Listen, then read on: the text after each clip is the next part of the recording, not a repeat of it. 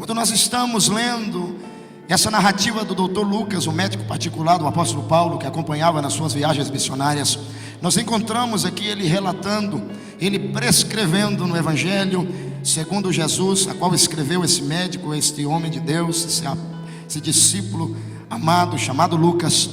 Nós encontramos uma narrativa poderosa de Deus. A Bíblia diz que Jesus, ele estava sendo crucificado no meio entre dois malfeitores.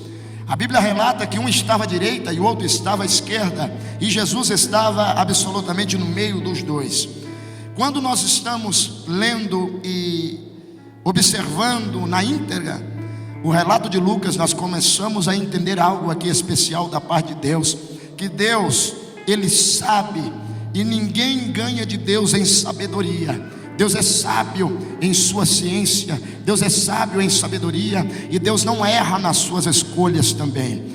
Eu vejo aqui que o ladrão, o malfeitor da esquerda, ele olha para Jesus, como que olhando, com um olhar assim de indagação, como que dizendo: eu quero ver se você na verdade é o Filho de Deus, é o Messias. Eu quero ver se você na verdade é o verdadeiro Cristo.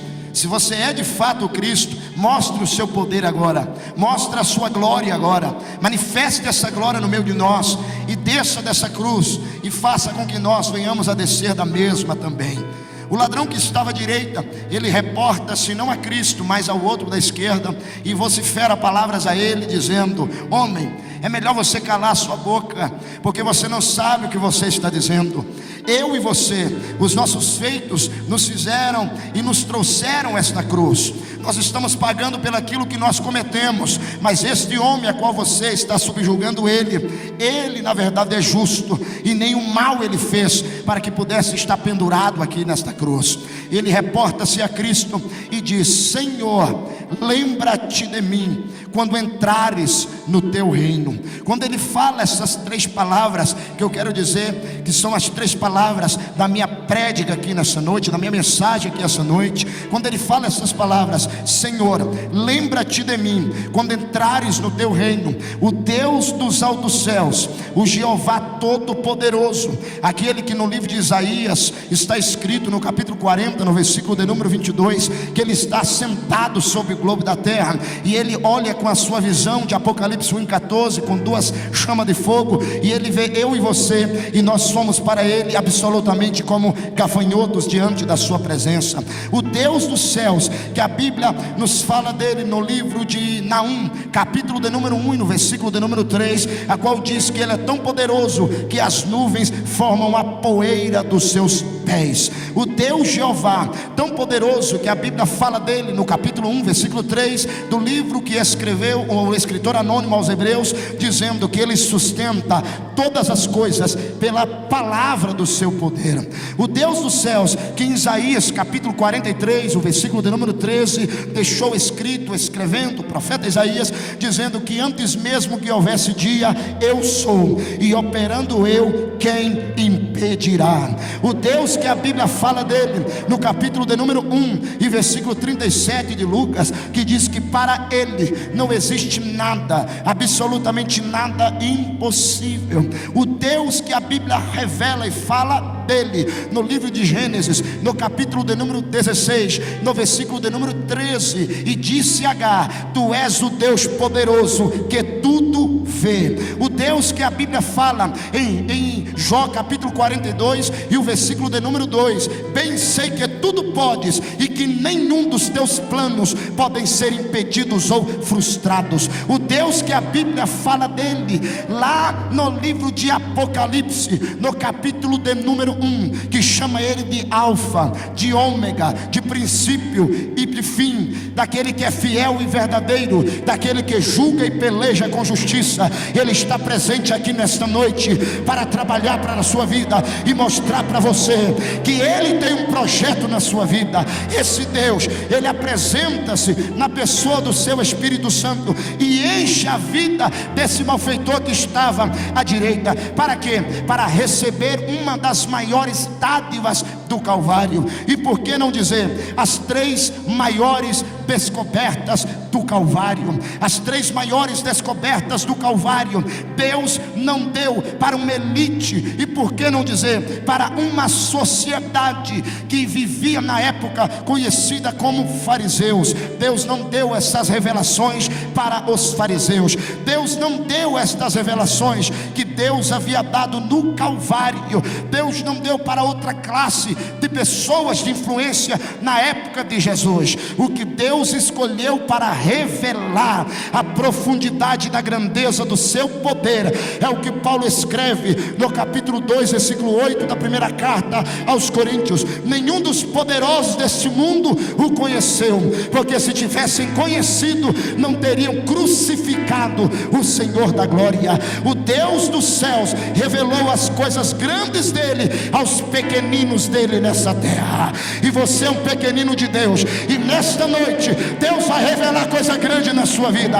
E nesta noite se prepare, porque a grandeza de Deus vai descer sobre a tua casa, vai descer sobre a sua vida. Aproveita e levante a sua mão e começa a receber da parte de Deus. Eu vejo Paulo escrevendo aos Coríntios, no capítulo de número 1, quando Paulo começa a traçar um paralelo, escrevendo aos Coríntios e falando da grandeza de Deus. Eu vejo Paulo escrevendo no versículo de número 18, dizendo que a palavra da cruz, ela é loucura para aqueles que se perdem, mas para nós, para vós que somos salvos, ela é poder de Deus. No versículo de número 25, Paulo dá a receita da escolha de Deus. Versículo 25, 26, 27 e 28 da primeira carta que ele escreve aos Coríntios, no capítulo de número 1, Paulo diz: mas o que Deus escolheu, irmãos, o que Deus escolheu para este negócio, são os que não são, para confundir os que são. São os que não têm, para confundir os que têm. São as coisas vis e desprezíveis desse mundo, para aniquilar aquelas que são. Quando no versículo 26 ele diz: porque vede, irmãos, a vossa vocação, que não são muitos os sábios segundo a carne, nem muitos os poderosos, nem muitos os nobres que são chamados, mas Deus escolheu as coisas loucas desse mundo para confundir as sábias. Deus escolheu as coisas fracas deste mundo para confundir as fortes. Deus escolheu as coisas vis deste mundo e as desprezíveis para aniquilar aquelas que podem ser visíveis. Eu quero dizer para você: você é um escolhido de Deus na terra. Você é um escolhido de Deus na terra. E nesta noite se prepare, porque Deus tem uma palavra profética para a sua vida. Você crê nessa verdade? Vire para o seu irmão e diga para ele: você é um escolhido de Deus. Diga mais uma vez: você é escolhido de Deus, e ninguém não tem nada a ver com isso. Dá glória a Ele. Quem te escolheu foi Deus e acabou. Quem te escolheu foi Deus, pastor, e ponto final. Quem te escolheu foi Jesus de Nazaré. Ele não erra na escolha. Você foi escolhido por Deus para uma grande obra nessa terra. A Bíblia Sagrada nos diz que quando Jesus está sendo crucificado, está pendurado naquela cruz, esse ladrão da direita, ele era conhecido como Dimas. A tradição judaica dá o seu nome de Dimas. Ele havia conhecido a Cristo, ele havia ouvido Jesus, ele havia participado de algumas reuniões, mas por alguma opção própria, pelo desejo carnal, pela recusa, como diz Hebreus, como negligenciaremos nós, como escaparemos nós se negligenciarmos esta tão grande salvação? Ele havia negligenciado, ele havia deixado Jesus, mas um dia na cruz, ele olha para Cristo, e quando ele olha para Jesus, o Deus que sempre tem uma segunda oportunidade para dar, olha para ele com um olhar de compaixão e misericórdia, misericórdia, ele olha para Jesus. Quando ele está olhando para Jesus, ele faz esta pergunta: Senhor, lembra-te de mim quando entrares no teu reino. Aqui eu vejo uma revelação de Deus. Por que eu vejo uma revelação de Deus? Porque eu vejo Deus revelando para aquele ladrão três coisas aqui. E por que não dizer três dádivas aqui? A primeira dádiva que ele recebeu no Calvário é que ele foi o único da época que havia reconhecido o senhorio de Cristo. Os fariseus não haviam reconhecido que Jesus Cristo é Senhor. A corte judaica não havia reconhecido que Jesus é o Senhor. O sinédrio não havia reconhecido que Jesus é o Senhor. O judaísmo não havia reconhecido que Jesus é o Senhor. Então ele pega, revela para um indigente, para a escória da sociedade, para um malfeitor, para uma pessoa que ninguém dava nada por ele, que estava já a ponto de padecer, a ponto de morrer. Eu quero dizer para você que a escolha de Deus, ela é certeira. Quando Deus escolhe, está escolhido. E Deus escolheu você para revelar coisas grandes, ocultas e firmes, que muitos ainda não sabem. Deus escolheu você. Quando eu vejo nesta passagem bíblica, quando o ladrão está proferindo estas palavras, Senhor, eu entendo aquilo que Paulo escreve aos Romanos, no capítulo de número 5 e no versículo de número 1, quando Paulo diz: tendo pois sido justificados por meio da fé, agora pois tendes paz com Deus por meio de nosso Senhor e Salvador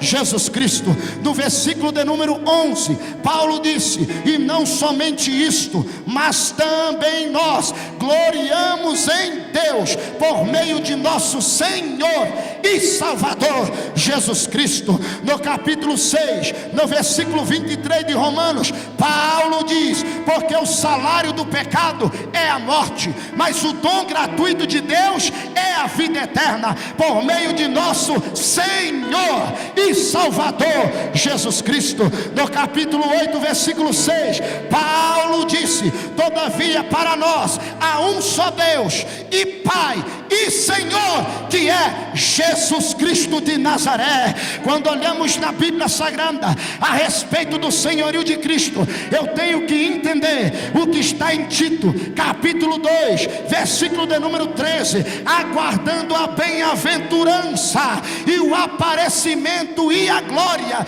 do nosso Senhor e Salvador Jesus Cristo. Quando eu vejo na Bíblia Sagrada, no capítulo de número 1, no versículo de número 3 da primeira epístola de Pedro, Pedro diz assim: bendito seja o Deus e Pai de nosso Senhor Jesus Cristo, que segundo a sua grande misericórdia nos gerou para uma viva esperança.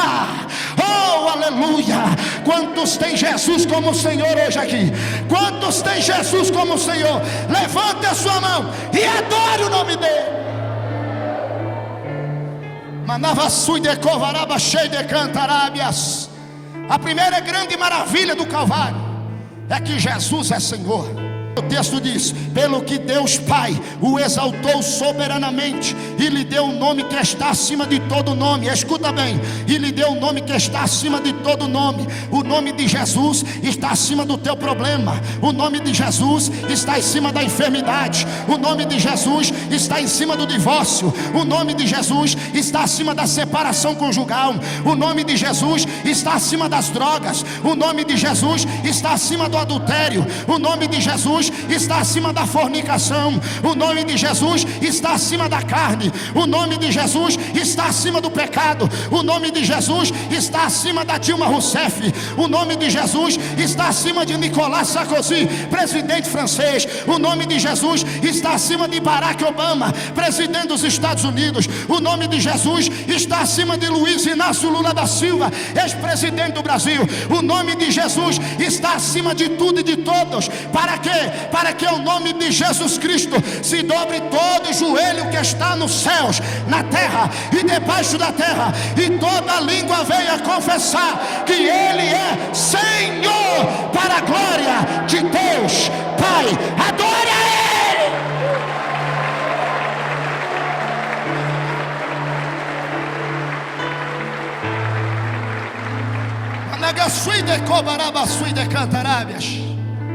Ele é Senhor da minha vida. Bate no peito, diga: Jesus é Senhor da minha vida.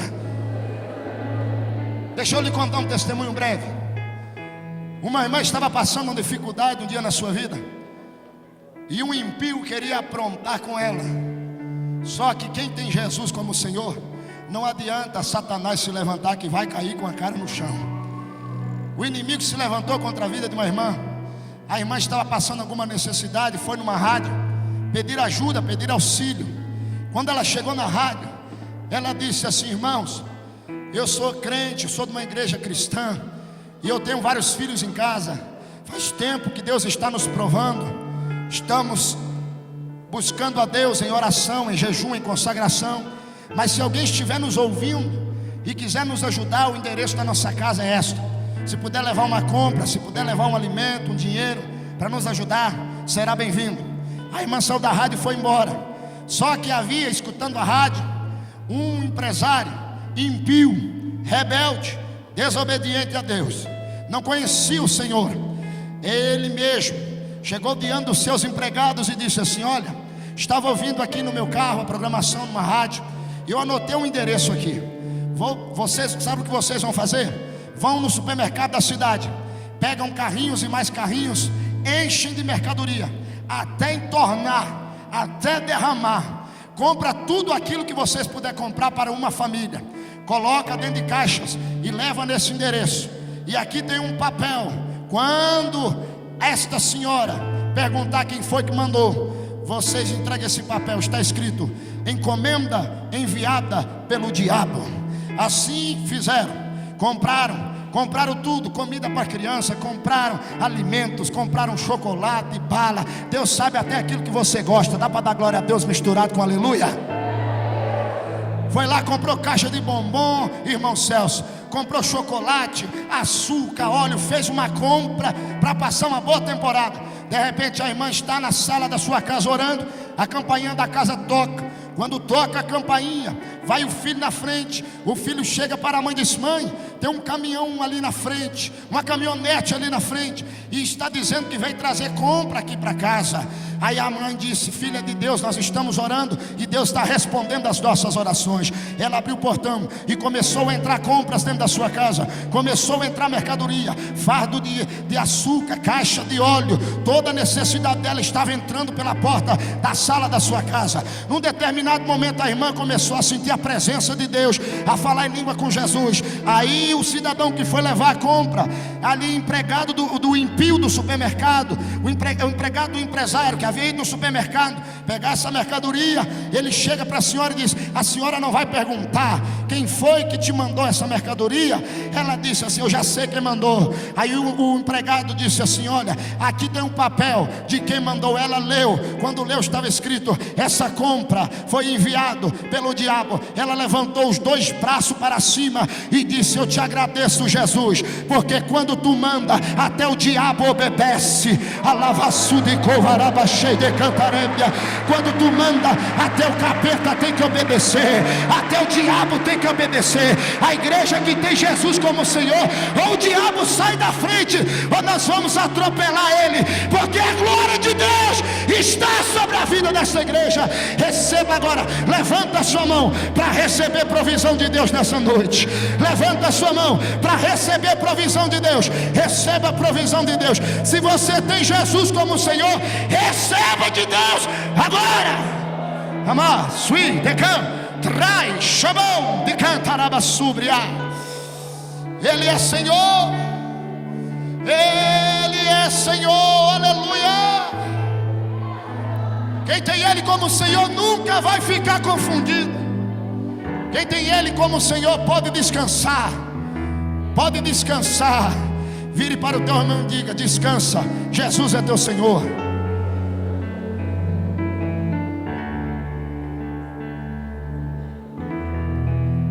Descansa no senhorio, diga: descansa nos braços do teu Senhor, tem vitória para ti.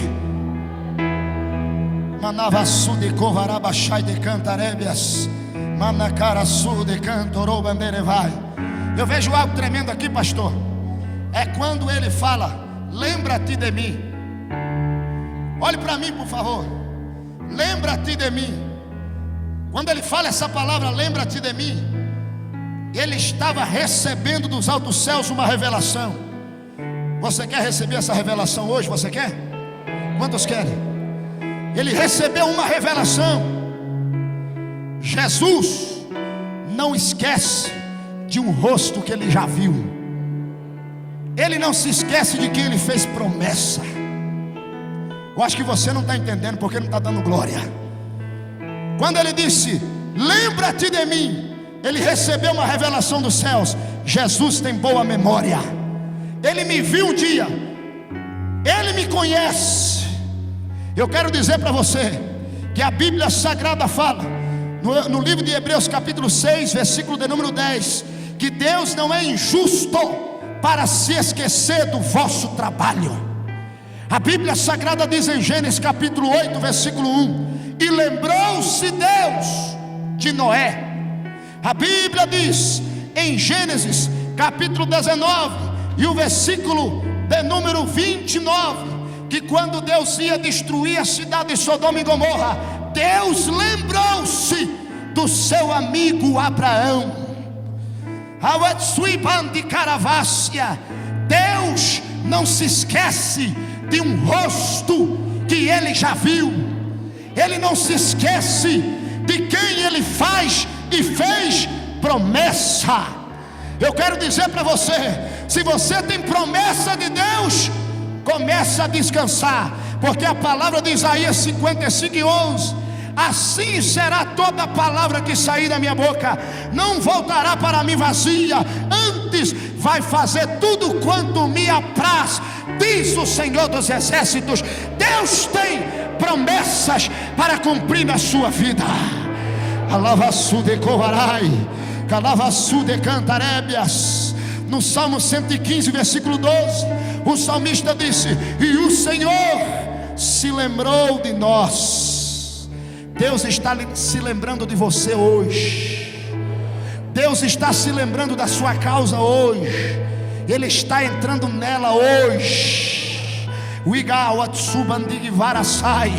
Ele está entrando com providência hoje, porque Ele é o Jeová Jireh, o Deus da providência. Ele é o Jeová Shalom, aquele que atua paz. Ele é Jeová Naquê, aquele que fere os teus adversários. Ele é Jeová